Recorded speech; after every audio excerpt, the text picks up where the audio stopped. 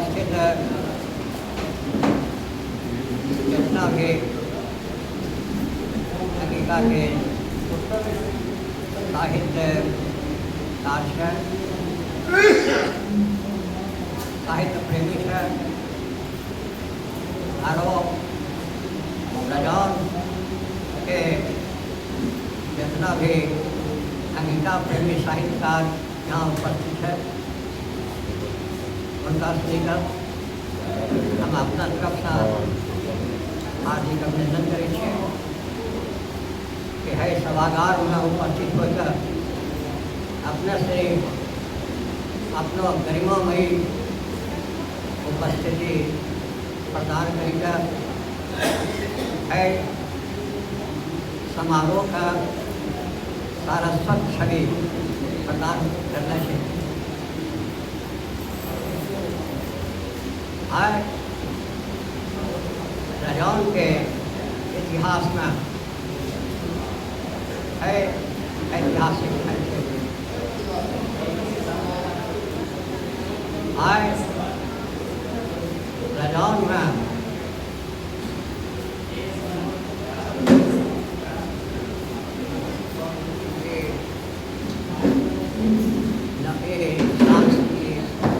पुनर्जागरण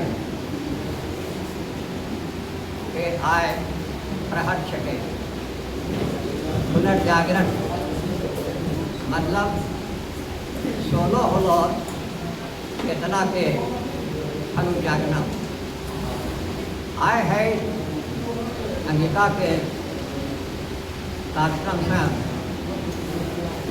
रजौन के ये इतना छुटलो होना चाहिए और आय चाहिए छुटलो चाहिए और हम यही वास्ता कहे छे कि आय से 30-40 बरस पहले अंगिका में रजौन में एक विराट कवि सम्मेलन हो जरा में पटना से गीतकार सत्यनारायण जी भी और व्यंग्य रचनाकार भागलपुर के रामावतार भाई जी भी है और कार्यक्रम के बाद रजौन में सन्नाटा छा गए। आज तक कोई साहित्यिक कार्यक्रम नहीं, कोई बौद्धिक कार्यक्रम नहीं, कोई सांस्कृतिक कार्यक्रम नहीं, पूरा सन्नाटा। आज कार्यक्रम से वो सन्नाटा भंग हो रहा है। यही बात हम कही रहा छे कि आय रजौन में एक पुनर्जागरण के प्रहर्ष के पुनर्जागरण के साथ साथ नवजागरण यही वास्तव नवजागरण के जखने और कार्यक्रम 30-40 वर्ष पहना हो रखने से दुनिया बहुत आगू बढ़ी चुका है, बहुत विकसित हो चुका है। यही वास्ता कही रही कि आय रजौन में पुनर्जागरण के साथ साथ नवजागरण के भी प्रहर्ष है।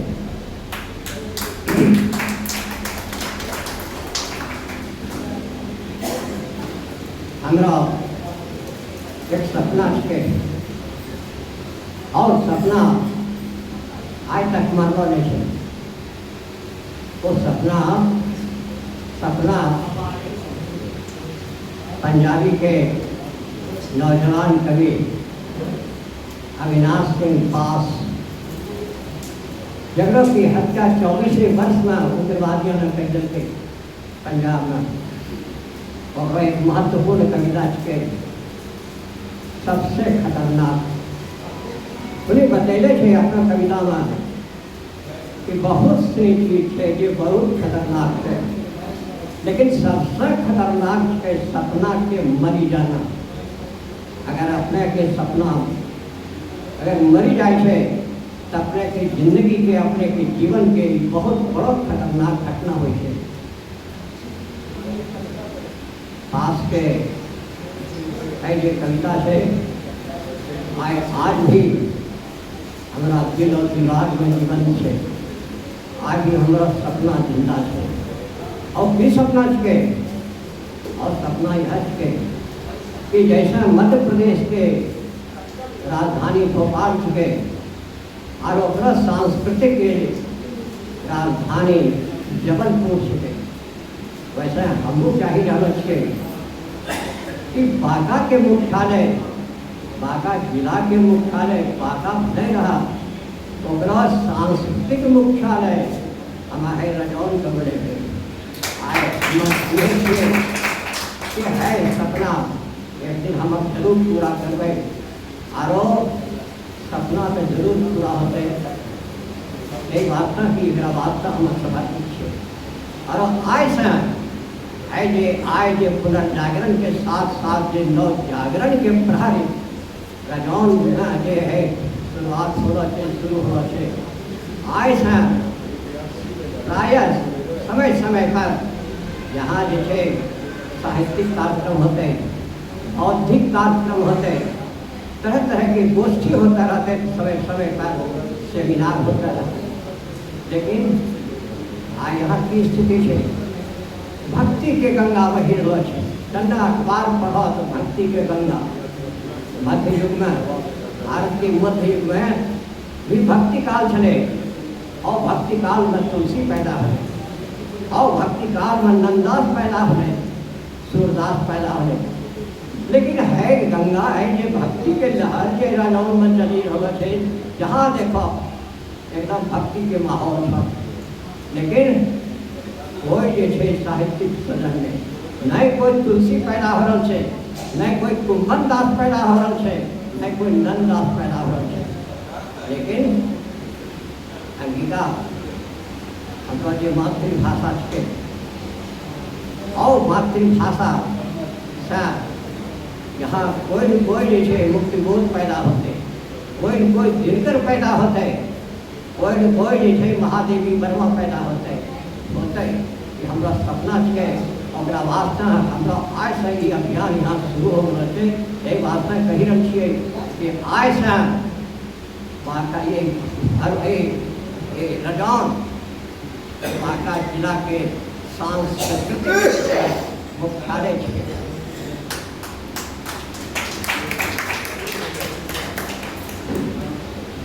आए यहाँ देखिए राजनीति के बहुत ज़्यादा वर्चस्व हो गए। जहाँ देखिए सारी राजनीति, जहाँ देखिए वहाँ राजनीति। आज साहित्य और साहित्यकार जैसे और हास्या पर पड़ी हुई कोई नहीं अपना पूछे थे और साहित्यकार भी अपना गरिमा ने समझी रहा है हमारी क्या ताकत है, हमारी क्या शक्ति है, हम क्या कर सकते हैं। आए मंच से अपना स्नी का याद दिलाई थी 1936 में लखनऊ में जो प्रेमचंद ने जो भाषण कर रहे थे, वही भाषण में होनी एक बहुत महत्वपूर्ण बात कहना चले और भाषण के जो बाप थे और चुक्ति हो गया है कि साहित्यकार साहित्य जो है पूरा राजनीति के आगे चलने वाला मर्दार है। माना साहित्यकार जो है राजनीति को, राजनेताओं को जो है रास्ता दिखाता है। लेकिन आज की देखी रहना चाहिए, जहाँ देखिए साहित्यकार नीचे बैठो है और साहित्य के मंच पर ये दीप जला रहा है कोई नेता, उनको वास्तव पेपर में अपना से पढ़ता हुए गरिमामयी उपस्थिति जो दिन रात बकवास करे छे, दिन रात जो एक दूसरा के विरुद्ध जो अश्लील और अशालीन शब्द के व्यवहार करी रहा है, पूरी उनको गरिमा और अपना श्री के कोई उपस्थिति नहीं, अपना श्री के कोई नहीं। यही बात अपना श्री का कहे अपना अपना गरिमा के ख्याल करके और साहित्य के जो मंच है एक गरिमा के जो अपना सुरक्षा मिलती। हम हर साल जो पूना जाए जैसा कि हम आपको बोलिए कि जबलपुर मध्य प्रदेश के जैसे सांस्कृतिक राजधानी के, वैसे महाराष्ट्र के सांस्कृतिक राजधानी पुणे चाहिए। वहाँ हम देखे वहाँ बहुत कम होना, हिंदी प्रदेश की जगह नहीं, लेकिन हिंदी के जो होना चाहिए, लेकिन ज़्यादा वहाँ जैसे मैथिली मराठी के काम कार्यक्रम होते, मराठी वाला भी हमारा आमंत्रित करे छे, हम तो मराठी जानते ही नहीं है, हम तो काय के बुलाते हैं। तो नहीं सर, आपके आने से हमारे मन की गरिमा बढ़ेगी। हमारा जो विषय है और की मराठी में भाषण करके बस सुने छे और हम अपना वक्तव्य है हिंदी में दे। वहाँ की देखे छे वहाँ कोई भी राजनेता नहीं थे, मंच पर नहीं बैठे थे, सब साहित्यकार। अगर राजनेता का साहित्य सब प्रेम से तो आदि के नीचे बैठे थे। ये नहीं कि कोई राजनेता आदि का यहाँ आदि का दिया चला दे। यही बात अपना स्पीकर कहे छे कि अपनो मंच के और अपना गरिमा के ख्याल रखिए और राजनीति के जो है वर्चस्व से ओकरा अपना खत्म करिए, यह कहे छे। दूसरा चीज अपना स्पीकर कहे छे कि अपने श्री हनुमान जी की और अपना के जो ताकत है ओकरा नहीं पता चले छे। अपना श्री के ताकत का जो है एहसास करे वास्ते जामवंत चाहिए।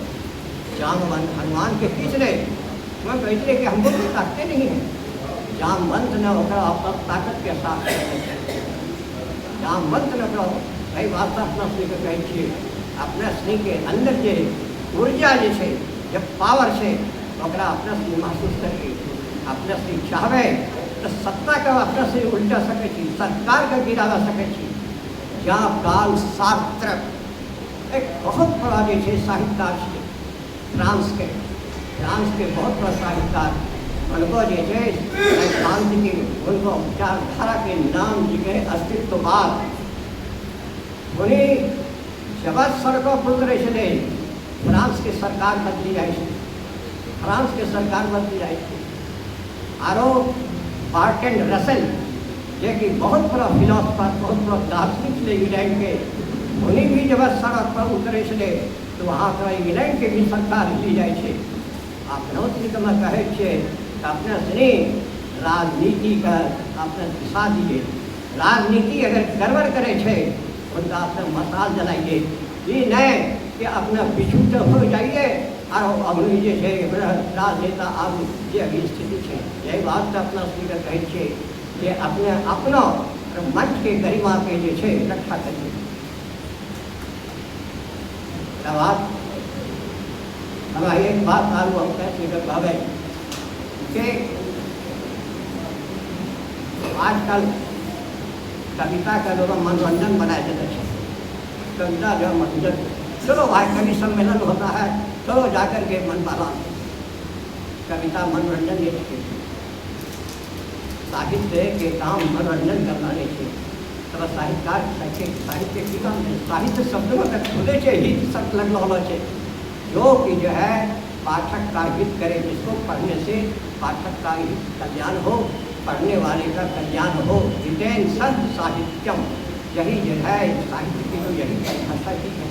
लेकिन हम लोग इसको अनुभव आवाज नहीं आती है। तो साहित्य मनोरंजन नहीं है, जैसा आज मनोरंजन का विषय बना दिया गया है। देखते ही हैं जगह जगह जो लोग जो है साहित्य गोष्ठी करते हैं और कुछ करते हैं, और उसमें जो है साहित्य को जो है कविता को जो है बना दिया गया है, जहाँ मनोरंजन का विषय बना दिया गया है। लेकिन साहित्य का काम है मानवीय मूल्यों का जो है विस्तार करना। मानवीय मूल्य यानी कल्याण, यानी दया, करुणा, सहानुभूति, उपकार, क्षमा है, ये सब मानवीय मूल्य हैं। जब आप कविता पढ़ते हैं, कविता पाठ करते हैं, कविता सुनते हैं, तो आपकी संवेदना का विस्तार होता है। आपकी संवेदना का जो रेंज है वह जो है विस्तृत होता है, आगे बढ़ता है।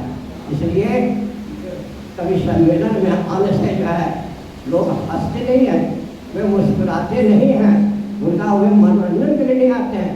अगर आप मनोरंजन के लिए आते हैं और अगर जो है कविता मनोरंजन करती है तो समझ जाइए वह कभी सम्मेलन फेल हो गया, वह छूट हो गए, बस यही समझिए। इसलिए आप लोग हरदम एक चीज़ को याद रखिए, जो कि जो है आधुनिक कविता के जो है प्रतिमान मुक्तिबोध थे, मुक्तिबोध ने क्या कहा था कि कविता जो है हृदय का जो अंतःकरण का जो आयतन है, डायमेंशन, उसको जो बढ़ाता है। जब हम कविता सुनते हैं तो हमारा जो हृदय है वह विस्तृत होता है, हम ज़्यादा संवेदनशील होते हैं। क्यों कि कविता का जन्म ही संवेदना से होता है। संवेदना का मतलब मानवीय मूल्यों का जो समाहार है, उसका जो गुच्छा है, वही जो है संवेदना है। जब आप देखते हैं सड़क पर जाते हैं, आते हैं, कोई बेचारा जल से छटपटा रहा है, प्यास से छटपटा रहा है, कोई जो है शब्द का ध्यान उधर नहीं रहता है, लेकिन जो संवेदनशील होता है, जिसके अंदर जो है दया का भाव, करुणा का भाव आता है, तुरंत जो है रुक जाता है, उसकी वह मदद करता है। कविता का जन्म संवेदना से होता है, और कविता जो है मनुष्य के हृदय की जो संवेदना है, अगर संवेदना नहीं है, मानवीय उसमें मूल्य नहीं है, तो उसको उसमें जो है उसको वह जो है जन्म देती है, उसको जो है वह उत्पन्न करती है। इसलिए जो है मुक्तिबोध ने जो कहा है कि कविता मानवीय जो है वह मनुष्य के हृदय का आयतन बढ़ाती है।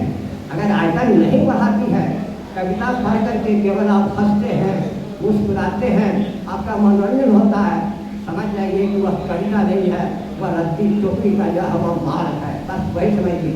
लेकिन कविता पढ़ करके अगर जो है कभी सम्मेलन से कविता सुन करके अगर आप लौटते हैं और ज़्यादा जो है एक अच्छा आदमी बन करके लौटते हैं, संवेदनशील बन करके लौटते हैं, तो समझ जाइए कि आपने जो है अच्छी कविताएँ सुनी, सच्ची कविता सुनाइए। इसलिए मैं आप लोगों को कहूँगा, ऐसी कविता लिखिए जो कि जो है अच्छी कविता हो, जिसमें कि संवेदना हो, जिसको पढ़ करके मनुष्य का जो हृदय है वह जो है संवेदनशील हो, उसका जो है हृदय का आयतन, उसका जो डायमेंशन जो है वह बढ़े, तभी जो है समझिए कि आपका कविता पाठ जो है वह सफल हुआ, नहीं तो वह निष्फल हुआ, बस यही समझिए। दूसरी जो बात मैं कहना चाह रहा हूँ कि मैं ये अपनी माता जी के नाम से एक जो है अंगिका पांडुलिपि प्रकाशन ट्रस्ट की स्थापना की है। ऐसी पांडुलिपि अंगिका की, चाहे वह किसी भी विधा की हो, चाहे ललित निबंध हो, उपन्यास हो, कहानी हो, रिपोर्टाज हो, किसी भी विधा की हो, अगर वह जो है सचमुच में श्रेष्ठ है, लेकिन आर्थिक अभाव के कारण जो है, दिक्कत के कारण अगर जो है वो नहीं प्रकाशित करा पाते हैं, तो मैं अपने उस ट्रस्ट से उसको प्रकाशित करूँगा। इसलिए मैं आप लोगों को कहता हूँ, आप लोग जो है अच्छी रचना लिखिए, अच्छी जो है किताब लिखिए, और प्रकाशन के लिए आप जो है इसके लिए जो है ये क्या कहते हैं परेशान मत होइए। मैं जो है आप लोगों का भरोसा हूँ, मैं आप लोगों को यह आश्वस्त करता हूँ।